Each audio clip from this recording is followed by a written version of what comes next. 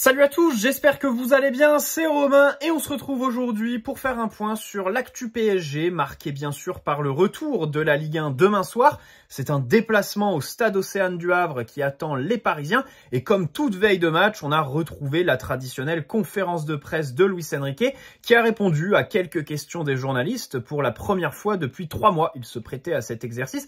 Il y a eu une réponse intéressante sur Gabriel Moscardo, on y reviendra dans cette vidéo quand on parlera du milieu de terrain où en cette fin de mercato, il y a quelques enjeux, c'est difficile de lire quelles sont les visions du club dans ce secteur. On va essayer d'éclaircir tout ça, tout comme on reviendra sur une décision un peu surprise, une info qu'on peut considérer un peu comme un échec, puisque Luis Campos voulait tout simplement signer le premier contrat professionnel de Johan Gadou, et au final, il va partir à 1 an de la fin de son contrat aspirant. Donc, on en parlera en profondeur dans cette vidéo. Allez, installez-vous, vous avez le programme, c'est parti. Avant que la vidéo commence, petit placement de produit pour le site ZoFoot qui vous propose des répliques non officielles mais d'excellente qualité de tous vos maillots préférés, beaucoup d'équipes représentées, sélection nationale aussi, avec des badges, écussons et flocages d'excellente qualité comme les coutures. Vous pouvez personnaliser tout ça au moment de votre commande avec 10% de réduction. N'hésitez pas à utiliser le code qui est dans la description, tout comme le lien vers la boutique et les détails de la promotion en cours. Vous avez un ou plusieurs maillot offert en fonction du montant de votre panier. Le maillot est à indiquer au moment du paiement dans la page de commentaires. Et pour la livraison, sachez qu'il vous faudra entre 15 jours et 3 semaines grand maximum pour recevoir votre commande. Voilà, merci à eux, c'est eux qui régalent. Alors, commençons avec un dossier chaud qui a traîné tout l'été. Ça fait plus d'1 mois que les négociations avec Manchester United sont ouvertes, qu'à un moment donné, elles étaient à 2 doigts de capoter. United faisait filtrer dans la presse que Manuel Ugarte n'était plus leur priorité, que le PSG était trop gourmand. Et là, visiblement, les positions se sont rapprochées selon des médias britanniques. On nous dit en Angleterre que c'est le joueur qui fait pression sur le PSG pour boucler son transfert. Il a fini sa Copa América, ses vacances, il est revenu à l'entraînement. Et comme Danilo et Mukiele, en fin de séance, il ne fait pas partie des oppositions. Il est mis à l'écart. Et donc, visiblement, il pousse pour y aller. Dans les médias uruguayens, on a appris ces derniers jours quelque chose d'intéressant parce que on nous disait Manchester United évalue le joueur à 35-40 millions maximum. Mais c'était vraiment 35, voire 30 qui filtraient. Ça, c'était plutôt fin juin, au tout début des négociations. Là, en Uruguay, on dit que Manchester sont allés jusqu'à 52 millions et que le PSG demande 60. Donc, les positions devraient se rapprocher et finir par trouver un terrain d'entente. Pour 8 millions, tu finis bien avec les bonus et tout ça, à te mettre d'accord. Surtout que nous, initialement, il fallait 48 millions ou plus pour qu'on s'y retrouve en matière d'amortissement, évidemment. Les 60 millions déboursés l'année dernière, divisé par 5, ça fait 12 par an. On a eu 1 an de passé, 48 millions pour Manuel Ugarte. Donc tout ce qui rentre au-delà de 48 millions cet été, c'est des liquidités qui vont dans nos comptes. Voilà. Tout ce qui passe avant les 48 millions, ça va dans l'amortissement du transfert, l'investissement fait l'année dernière alors qu'on n'avait même pas d'entraîneur. Bon, bien sûr, voilà, si on réussit à le refourguer à Manchester United pour plus de 50 millions, ce serait une belle vente. Ce serait une belle vente, même si on peut essayer de leur soutirer le plus d'argent possible, sachant qu'ils nous annonçaient au début du mercato qu'ils avaient, attention, 130 millions à dépenser sur 3 postes, budget inédit à Manchester, on va pas trop dépenser. Puis au final, ils ont dépensé quasiment 110 millions, rien qu'en défense centrale, 45 sur Mathys de Ligt, 63 sur Lenny Yoro, 15 sur Mazraoui, 42, 43 sur Zirkzee. Donc voilà, ils sont quand même bien dépensiers. Pour revenir sur le PSG, j'ai aucun problème à me séparer d'un Ugarte qui ne colle pas avec la philosophie de Luis Enrique. Par contre, d'ici à la fin du mercato, il y a une vraie question. Est-ce qu'on va recruter un numéro 6 que João Neves ne me semble pas être. Je pense que Vitinha est un poil meilleur que lui. Alors après, c'est difficile de parler d'un joueur de 19 ans qui peut bien sûr s'améliorer, progresser. Et un axe majeur de progression pour lui, c'est se canaliser sur le terrain. C'est vrai qu'il court un petit peu partout. Et en ce sens, on l'imagine plus en relayeur dans ce 4-3-3 parisien plutôt qu'en numéro 6. Parce que dans ce rôle, faut plutôt équilibrer l'équipe. Là, on parle d'un joueur qui a un gros volume de jeu, de course et qui aime en jouer et gratter les ballons. J'ai longtemps, souvent fait la comparaison avec un N'Golo Kanté par exemple. Voilà. Ensuite, il y a la question de la taille. La question de la taille, dont on a beaucoup parlé dans les vidéos, mais qui finalement ne semble pas être une priorité du côté du PSG. Ça a filtré dans la presse. C'est vrai qu'avec ce milieu de Minimoys, on peut se dire qu'aujourd'hui, le foot, alors quand tu vois le milieu du Real hier, donc Tchouaméni, Valverde, Bellingham, tu te dis qu'avec notre milieu, Joao Neves, Vitinha, Désiré Doué, on pourrait peut-être rivaliser en matière de possession, mais s'ils se mettent à nous jouer des duels aériens ou épaule contre épaule, bon, ça risque d'être un petit peu compliqué et nous de ne pas voir le jour. On a aussi vu des pistes allant dans ce sens cet été. Même si on nous a dit que le PSG privilégiait la technique sur le physique, Schouten, 27 ans, rappelez-vous, qu'avait filtré par l'intermédiaire de Loïc Tandy il y a quelques semaines. Bon, voilà, on était sur un poste de numéro 6, plutôt grand, plutôt à l'aise au duel. Quand on voit l'état physique de Gabriel Moscardo, on peut aussi s'interroger, parce que Luis Enrique a fait une déclaration cet après-midi en conférence de presse. Alors, pour la retranscrire très exactement, il commence par dire qu'il avait beaucoup aimé ce qu'il avait vu au mois de janvier au moment de son recrutement. Donc, Luis Enrique a confirmé qu'il a validé le recrutement et qu'au mois de janvier, voilà, c'était un joueur qui lui plaisait en fait. Donc, on peut pas tenir la narration Luis Campos a recruté sans l'aval de Luis Enrique et au final, on se retrouve avec un joueur sur les bras qui colle pas avec Luis Enrique. Là, Luis Enrique l'a lui-même dit, il a validé. Par contre, il nous a dit en fin de déclaration qu'il pourrait être prêté. Donc, la porte est ouverte. On sait que physiquement, athlétiquement, il peine à se remettre dans le rythme. À quel point on a sous-estimé l'influence de sa blessure, de l'opération qu'il a subie, qu'il a éloigné des terrains pendant 6 mois. À quel point le PSG, du coup, a pris un risque, à recruter encore une fois un joueur dont on savait qu'il était touché au moment de la signature, au moment de la visite médicale, puisque la blessure a été décelée justement au moment des tests médicaux. Ça commence à faire beaucoup, après Lucas Hernandez qui sortait des croisés, Skriniar que tu recrutes sur la base de l'accord de 2022, alors qu'entre-temps, il s'était quand même pété au dos et en matière de motricité, tu te retrouves avec un Lego. Bon, c'est vrai que c'est compliqué. Moi, je pense qu'on a un joueur qui est très jeune. J'ai aucun problème à le prêter cet été. Voilà, je ne l'enterrerai pas.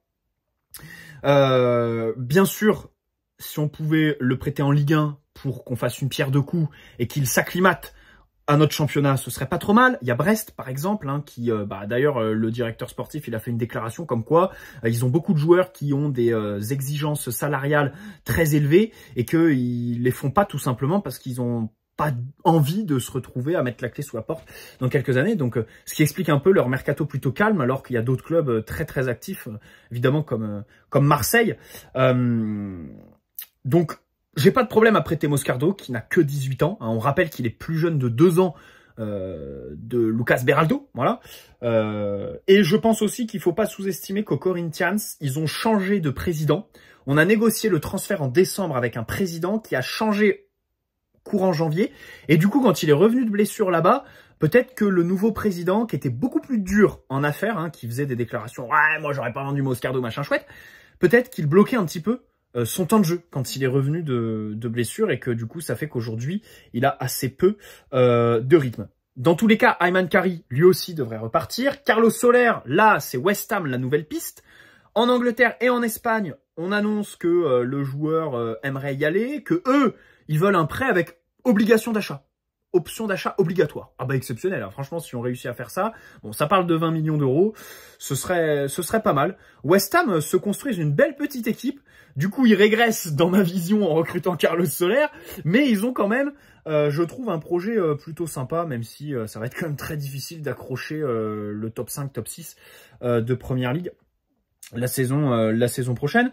Donc, nous, voilà, Kari, Soler, Moscardo, Ugarte sur le départ, ça fait quand même beaucoup de joueurs.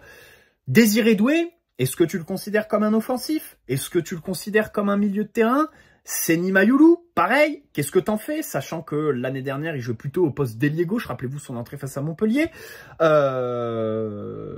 Bon, autant d'inconnus qui font qu'on part quand même sur une base, Ruiz, Joao Neves, Warren Zaïre-Emery. Mais pareil, Warren, à quel point il est milieu de terrain. Parce qu'on a eu un papier de l'équipe hier qui nous explique que Désiré Doué, quand il négociait avec Luis Enrique, on lui présentait un milieu de terrain où il serait associé à João Neves, sentinelle, Vitinha relayeur droit, et lui qui serait donc le relayeur gauche. Mais quid de Warren Zaïre-Emery? Alors, Warren, j'ai été très dur avec lui par moment. Il y a beaucoup de gens qui m'ont reproché ça d'ailleurs. Mais pour le coup, je me pose aujourd'hui en défenseur de Warren. Faut pas l'enterrer. C'est pas parce qu'il a eu 0 minutes sur l'Euro. C'est même très bien. Je remercie Deschamps, voilà, d'avoir fait cette petite leçon, disons, à Warren après sa deuxième partie de saison plus compliquée. On va voir qu'est-ce qu'il a dans le ventre, mais j'ai confiance en lui pour nous surprendre. Enfin, il a changé le cours de certains matchs de Ligue des Champions en première partie de saison de l'année dernière. À l'instant T, je ne peux pas dire ça de Désiré Doué, par exemple. Je peux pas dire que Désiré Doué a changé le cours de certains matchs comme Warren l'a fait à Dortmund. Alors bien sûr, le cadre collectif à Rennes, c'est pas le cadre collectif du PSG. Hein, t'es pas amené à jouer ce genre de match. João Neves serait un peu moins sûr parce qu'il a quand même porté Benfica sur la saison. C'est vrai que c'était peut-être le meilleur joueur de Benfica à l'échelle de la saison. Donc voilà, il y a un parcours européen là-dedans. C'est vrai que c'est plutôt c'est autre chose, je pense. Mais Warren, lui aussi, dépendra du recrutement au poste de latéral droit. À quel point il va faire le yo-yo entre le poste de milieu et le poste de latéral droit? J'en ai très peur. Et c'est pour ça que j'espère vraiment que le PSG va recruter un remplaçant à Achraf, pour éviter que Warren se retrouve dans cette position un petit peu inconfortable, où du coup tu te retrouverais avec un milieu qui serait derrière Achraf Hakimi. Mais de toute façon, on se rend bien compte que dans cette équipe, voilà, dès qu'un titulaire saute, c'est un équilibre plus global qui est complètement bouleversé. Il n'y a qu'à voir demain la suspension de Nuno Mendes, déjà les yo-yo qu'elle nous fait imaginer dans notre tête tactiquement. Bref. Ou alors, et ça, on en parle en vidéo depuis des semaines, et je suis content parce que c'est sorti dans le fameux article de l'équipe hier soir, on peut imaginer une structure en double pivot avec un milieu avancé. Bon, c'est grosso modo ce qu'on a vu à la relance, du moins en préparation, voilà. João Neves, c'est un joueur de double pivot, voilà, Benfica et tout ça, il est plutôt bon en double pivot. Je vous disais tout à l'heure qu'il avait un gros volume de jeu, qu'il était difficile à canaliser. Peut-être qu'un double pivot serait une solution pour avoir un équilibre entre lui qui aime beaucoup courir et couvrir d'énormes espaces, et nous qui, avons aussi son profil à faire cohabiter avec un Désiré Doué qui pourrait être numéro 10 par exemple. Hein. Dans l'article de l'équipe, il est dit que Luis Enrique veut l'utiliser en tant qu'ailier gauche, relayeur gauche, mais aussi numéro 10. Ça pareil, on le disait sur la chaîne depuis des semaines. Vitinha pareil. Vitinha, ses débuts au PSG, c'est dans le 3-4-3 avec un double pivot avec Marco Verratti quand il est sur un petit nuage jusqu'à début octobre. Et le changement de système pour le 4-4-2 losange. Même si c'est vrai que l'année dernière, quand on a joué en double pivot, c'était pas le plus à l'aise. Par exemple, quand on joue en 4-2-4 en début de saison, c'est le moment où Vitinha, justement, est sur la touche. Il préférait Ugarte Warren, Luis Enrique, l'année dernière, pour le double pivot. Bref. Il y a plein d'options possibles. Parlons de Joan Gadou. Joan Gadou qui va partir. Il lui reste 1 an de contrat aspirant qu'un club rachètera. Alors, ça m'a fait rire parce que dans les médias, on a dit « Oh là là, le joueur, il veut partir maintenant parce qu'il veut que le PSG ait une indemnité. » Bon, on va se détendre. S'il ramène 500 000 euros, c'est le bout du monde. Voilà, 500 000 euros, c'est quoi? C'est 1 mois de salaire de Carlos Soler. Voilà, bon, on va se détendre quand même. Hein. On parle pas d'un dieu là. Donc merci Gadou. Franchement, merci à toi pour cette belle indemnité qui nous fait très plaisir. Visiblement, il devrait partir en Allemagne, mais pas au Bayer Leverkusen qui lui faisait la course ces derniers mois. Bon, sur ce genre de dossier où il y a un coup de Trafalgar quelque part. Voilà, parce que le PSG, depuis février, la tendance, c'était vraiment lui faire signer son premier contrat pro. Luis Campos s'investissait personnellement dans le dossier. Bon, quand il y a un truc qui cloche, en général, il y a le Borussia Dortmund derrière, quoi. Voilà, donc c'est ça le pédophile, peut-être, qui sont derrière. Et puis pour Joan Gadou, alors déjà premier point, si on fait un état des lieux quand même de tous nos défenseurs, hein, parce que je parle pas des milieux de terrain, on pourrait citer Gomez par exemple, qui était parti tôt à Manchester City et aujourd'hui à 24 ans, il est en série B le garçon. Pour rester au poste de défenseur central, parce que lui c'était un milieu qui était très annoncé. Doucouré, il a pas de club, il y a pas de contrat. Kouassi, Tanguy Kouassi, bon j'en parle même pas. Bichabou, il a enchaîné les blessures à Leipzig. Camara, on ne sait pas. Koulibaly, pareil, c'est en échec. Zagadou, c'est à moitié en échec. C'était limite mon préféré, lui. Et Mbouyi, Mwamba, pareil. C'est des joueurs qui sont tous en échec ou blessés. Super. Super. La liste, quand même.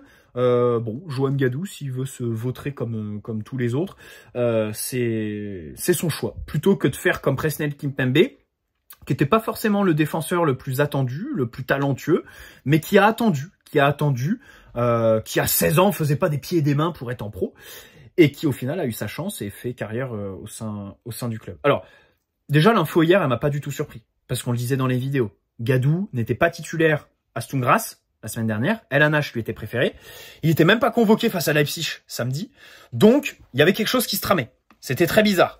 Alors à quel point c'était la situation contractuelle qui influençait les choix de Luis Enrique. Parce que de l'autre côté, Luis Enrique, on sait qu'il aime les défenseurs qui sont assez techniques, un peu meilleurs à la relance. Lui, c'est vrai qu'il aurait un gabarit qui correspond pas trop à ce que veut notre entraîneur.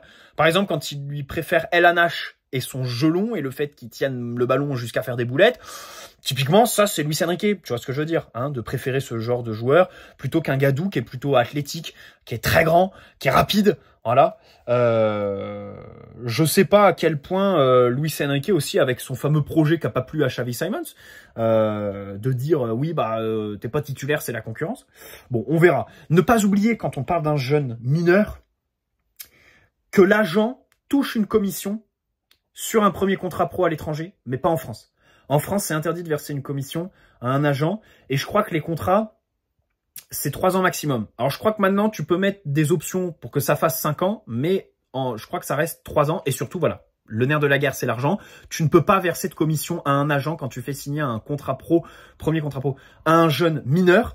Forcément, peut-être qu'on a un joueur comme Kwasi qui s'est fait monter la tête, bien sûr, par l'entourage et l'agent. Alors, on nous dit que le projet qui lui était présenté lui plaisait pas trop. Il avait peu de perspectives de temps de jeu cette saison. Alors, c'est vrai qu'on est fourni en défense.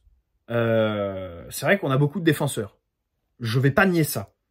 Mais hier, dans les médias, il est dit que la signature de Willian Pacho a entériné le choix de Johan Gadou parce que voilà, il va pas avoir de temps de jeu. Mais moi, je comprends pas en fait. Pacho, c'est un défenseur central gaucher qui joue à gauche. Gadou, c'est à droite en fait. C'est pas son poste. C'est pas son poste. Comme Beraldo cet hiver. C'est pas son poste. Lui, il est au poste de Marquinhos. Titulaire capitaine, pas de problème là-dessus. Mais par contre, derrière Marquinhos, il y a qui? Danilo, sur le départ. Skriniar, sur le départ, sur le marché des transferts. Luis Enrique, je veux bien lui reprocher de préférer des défenseurs un peu moins athlétiques et plus techniques. Mais si t'es bon à l'entraînement, Luis Enrique, on peut aussi dire qu'il s'en fout des statuts. Il mettra Skriniar 9 millions de salaire sur le banc pour Gadou et son petit salaire de 50 000 euros par mois. Je sais pas combien il touche, mais j'imagine que c'est voilà 10, 20 000, je sais pas. Sur le terrain, en fait. Voilà, il s'en fout. Il donne le temps de jeu aux jeunes, Luis Enrique. Ça, c'est aussi quelque chose qu'on peut voir aussi dans l'autre sens. Donc c'est vrai qu'au poste de central droit, finalement, aujourd'hui, t'es quand même très dépourvu. Mukiele, pareil, on veut s'en séparer. Et s'il reste, je pense qu'il ne jouera pas. Donc quand même, enfin, à la limite, si on avait recruté Lenny Yoro, qui lui, pour le coup, est un vrai central droit, là, ok. On le disait à l'époque dans les vidéos. Lenny Yoro, ça viendrait entériner un petit peu la progression de Gadou. Voilà. Mais là, on a recruté au poste de central gauche. C'est pas son poste. C'est pas son poste. Un qui peut s'inquiéter, c'est Seny Mayulu. Seny Mayulu, joueur technique, propre, capable d'évoluer au poste d'ailier ou milieu relayeur. Tout ça, ça colle avec Désiré Doué, qui arrive. Et je pense que Seny Mayulu est la première victime de l'arrivée de Désiré Doué. Et que lui peut vraiment s'inquiéter. Donc voilà, pour Gadou, ça pose des questions un peu plus générales, parce que si on revient sur le joueur, bien sûr, il était annoncé, c'est un gros crack qu'on perd, mais comme je l'ai dit, on a perdu plein de défenseurs qui étaient annoncés et qui au final font des carrières de peintres. Tous ces défenseurs, ils ont des défauts qui sont assez similaires, et ça pose des questions, parce que un de plus, un de moins qui se casse, c'est pas mon problème. Par contre, je trouve que le PSG pourrait améliorer sa formation. C'est-à-dire que on a un défenseur, des défenseurs qui ont les mêmes caractéristiques physiques, ils sont grands, ils sont très développés physiquement, ils sont rapides, athlétiques, mais je trouve que la culture tactique est très peu développée. Par exemple, les ballons aériens, les lectures de trajectoire, ils sont pas bons. Gadou c'est ça, typiquement. À la relance, pareil, il peine à se placer. Gadou, il se met trop proche de ses partenaires, machin, ça gêne la relance et tout ça. D'abord, les U19, c'est vrai qu'ils ont beaucoup la possession et peut-être que pour les défenseurs, c'est difficile de se mettre en valeur dans une équipe qui domine autant. Mais on a Zoumana Camara qui évoluait à ce poste quand il était joueur et donc on peut aussi se dire que il travaille pas assez en fait avec les joueurs qui jouaient à son poste, tu vois. Enfin, Luis Enrique, je pense qu'il fait progresser les milieux de terrain parce que lui aussi c'en était un, tu vois. Zoumana Camara qui était défenseur central, je pense qu'il pourrait faire progresser les joueurs qui évoluent au poste où il était. Surtout, on n'a pas de réserve, on n'a pas d'équipe réserve et ça, je trouve que ça a été vraiment quelque chose parce que les U19, c'est bien sympa, mais une réserve qui évoluerait, je sais pas, en National 3 par exemple, c'est des championnats qui sont complètement différents de la U19, où l'aspect tactique est beaucoup plus important, tu grandis mentalement, voilà. Et au final, c'est vrai que dans notre formation, on observe à un moment des formes de stagnation. C'est-à-dire que les joueurs sont trop forts pour les U19, mais ne sont pas assez prêts pour les pros. Pas physiquement, mais en matière de placement, d'intelligence de jeu et tout ça, c'est vrai que c'est compliqué. C'est les individualités qui ressortent, voilà, le côté individuel ressort beaucoup, mais dans la dimension collective, bon, c'est vrai que peut-être on pourrait travailler un peu. Alors, le PSG n'a jamais été un centre de formation comme le Barça, qui a par exemple une grande culture tactique, et donc voilà, ça crée un moule et des joueurs qui sont tactiquement très affirmés. Là, vraiment, on est à un opposé de ce que je viens de vous décrire du centre de formation du PSG.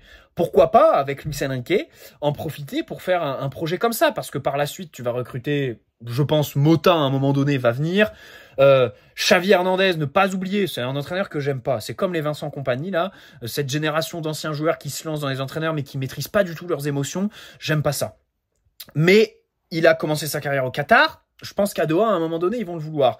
Guardiola, par exemple, quand il va partir de Manchester City, on sait très bien que voilà, peut-être que tu peux partir sur un projet un petit peu comme ça. Je dis pas de copier le Barça, mais voilà, partir sur un projet avec une identité tactique très très claire, voilà.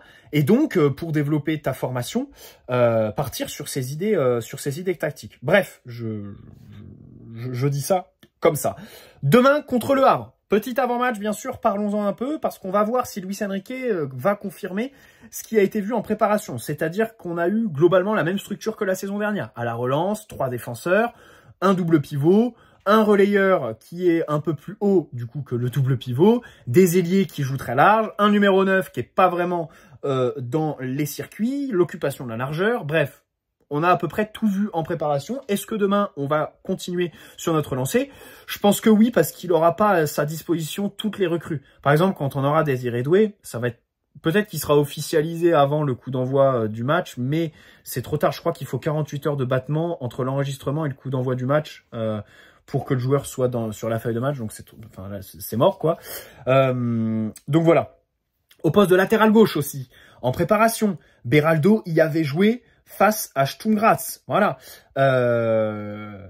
Ensuite, quand on a joué Leipzig, que Beraldo était blessé, Pacho, dont on a dit qu'il était capable de jouer latéral gauche, a joué central gauche. On a préféré mettre Zag pas à son poste et Carlos Soler latéral droit, alors qu'on aurait pu mettre Zag latéral droit, Pacho latéral gauche et un Gadou ou El Anache titulaire aux côtés de Skriniar qui lui par contre l'était. Donc je pense que tous ces choix-là me font penser à un Beraldo latéral gauche demain, face à la suspension de Nuno Mendes. En plus, Beraldo n'avait pas été convoqué face à Leipzig, mais il a rapidement repris l'entraînement, donc on a vu que c'était pas très grave, sa blessure en Autriche, là.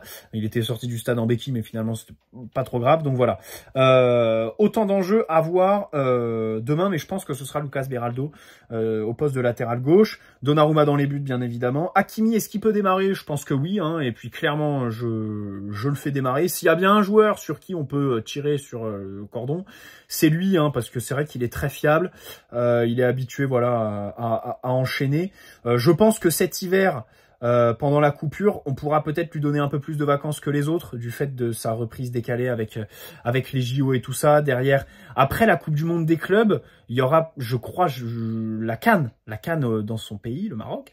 Donc ça va être, c'est vrai que ça va être une saison longue pour lui. Mais bon, voilà, demain, je le fais démarrer au moins jusqu'à la fin du mercato, parce que si je suis le PSG, je recrute un latéral droit. Donc forcément, je peux faire jouer Hakimi maintenant. Et ensuite, en septembre, je peux le faire souffler quand on aura recruté ce fameux latéral droit. Mais bon, ça c'est si ça ne tient qu'à moi. Skriniar, pas de chaud en défense centrale. Je pense qu'on prendra pas trop de risques avec Marquinhos, hein, qui avait été un peu touché au tendon d'Achille sur la deuxième partie de saison. Là, peut-être qu'il sera pas titulaire. Je le vois pas titu en tout cas. Beraldo, latéral gauche. Joao Neves au milieu avec Warren et Vitinha. Ruiz, j'imagine pas. En attaque, Lee Kangin, ailier droit. Lui, il a vraiment gagné sa place sur la préparation. Allez, en neuf, je mets Gonzalo Ramos. Et puis à gauche, Mbaye, bien sûr. Pareil, lui, il a gagné sa place, mais bon, je vois pas pour autant Luis Enrique le mettre titulaire. Rassurez-vous, le PSG a fait une petite préparation. Le PSG n'a pas fini son mercato, mais le Havre ont fait une préparation un peu compliquée. Ils ont mis 7-0 à une N3, mais sinon ils ont gagné aucun d'autres de leurs autres matchs amicaux. Ils ont perdu contre le Red Star. Pendant qu'on jouait face à Leipzig, ils perdaient face à Bochum 6-0, donc ça a été compliqué.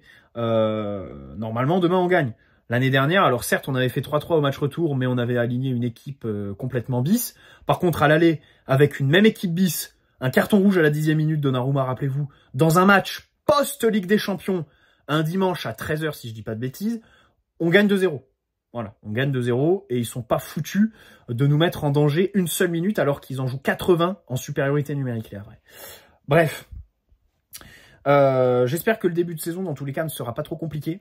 Qu'on prenne les 3 points face au Havre, face à Montpellier, ça me rassurerait. Parce que si on perd machin et tout, peut-être que le club voudra faire des panic buy en fin de mercato, là, que Nasser va s'exciter et va se dire, oulala, faut qu'on recrute machin chouette. Je suis très content d'ailleurs que le trophée des champions soit replacé parce que quand j'ai vu qu'il était le 28 août à Monaco, je me suis dit oulala, il manquerait plus qu'on perde le trophée des champions face à Monaco après avoir fait, je sais pas, 2 matchs nuls en Ligue 1. Et là, c'est terminé. Nasser a le chéquier, c'est fini. Il fait des chèques en blanc pour tout et n'importe quoi sur le marché. Donc bon, soyons sérieux, gagnons ces 2 matchs et puis ensuite on jouera Lille que le 1er septembre. Le mercato se termine tôt cette année, il se termine le vendredi 30 août à 23h30 machin. Donc voilà, le samedi 31 août on pourra faire la vidéo. Et la veille, le jeudi 29, il y aura le tirage au sort des phases de poule, enfin maintenant ça s'appelle une ligue, de la nouvelle Ligue des Champions. Voilà, on espère que Lille se qualifiera puisqu'ils vont jouer... Oh merde, j'ai perdu contre qui ils jouent. Attends, merde. Braga, Brescia, je me souviens plus. Ça commence par un B, le club qu'ils affrontent après avoir éliminé le Fenerbahçe de José Mourinho, les Lillois, de Pep Genesio. Bref, bonne soirée à tous. Si les sources anglaises Jason Burt et Jacobs Ben, donc qui sont les porte-parole de Nasser, nous disent que Jadon Sancho n'est plus dans les plans, que c'est peu probable qu'on fasse une offre pour lui cet été, bon, on part sur un poker menteur entre le PSG et Manchester United sur les dossiers Sancho et Manuel Ugarte, puisque Manchester United faisait filtrer exactement les mêmes infos sur Ugarte il y a une semaine. Et au final, aujourd'hui, ils le veulent absolument. Le joueur fait tout pour y aller. Mais pour finir sur Ugarte, c'est vrai qu'il force pour aller en Première Ligue, pour aller à Manchester United. Moi, je comprends pas trop, en fait. Déjà, l'été dernier, il avait signé au PSG alors qu'on n'avait toujours pas d'entraîneur. Et au final, il s'est retrouvé avec un entraîneur qui n'en veut plus un an après. Donc, je pense qu'on a résumé le truc. Et là, il veut aller à Manchester en Première Ligue, qui me semble vraiment pas du tout collé avec ses caractéristiques. Qui plus est, Ten Hag, un entraîneur, pour moi, voilà, école à Amsterdam et tout ça, qui colle pas du tout avec les qualités de Manuel Ugarte. Donc bon, à un moment donné, j'aime beaucoup Manuel, mais c'est vrai que je comprends pas trop les choix de carrière. C'est vrai on peut les remettre aussi en question, hein, les choix individuels du joueur. Et même du côté de Manchester United, hein, parce que Ten Hag, qui semblait vraiment avoir la main, par exemple l'année dernière, il recrute Rasmus Højlund, le Danois, compisté d'ailleurs, il recrute 80 millions, et Højlund, il a le même agent que Ten Hag. Donc bon, tu fais le lien, hein, c'est comme Luis Enrique qui nous demande Arnaud Tenas, bien sûr, l'été dernier. Voilà. Cet été, il a pu rapatrier De Ligt, Mazraoui, qui sont des vétérans, évidemment, de sa grande saison à Amsterdam.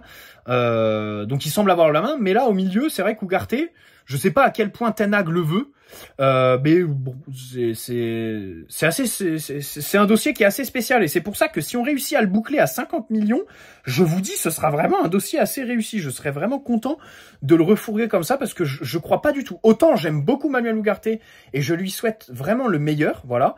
Mais c'est vrai que je comprendrais pas trop le choix individuel, le choix de Manchester d'aller sur lui. Mais bon, si nous on s'y retrouve, qu'on se débarrasse du joueur et que voilà, un an après on lui refourgue quand même un club qui n'en reste pas moins prestigieux, Manchester United avec un beau projet, Ineos et tout ça, ça repart un petit peu, c'est un club historique et tout ça. Ok, pas de problème. Ciao les amis, prenez soin de vous et puis on se retrouve. Du coup demain les gars, il y aura pas de débrief du match à Havre. Je vous avais prévenu les gars. Je suis au Cabaret Vert à Charleville-Mézières les gars. Voilà, on va aller voir Nino, SCH et tout ça. Ciao les amis, prenez soin de vous.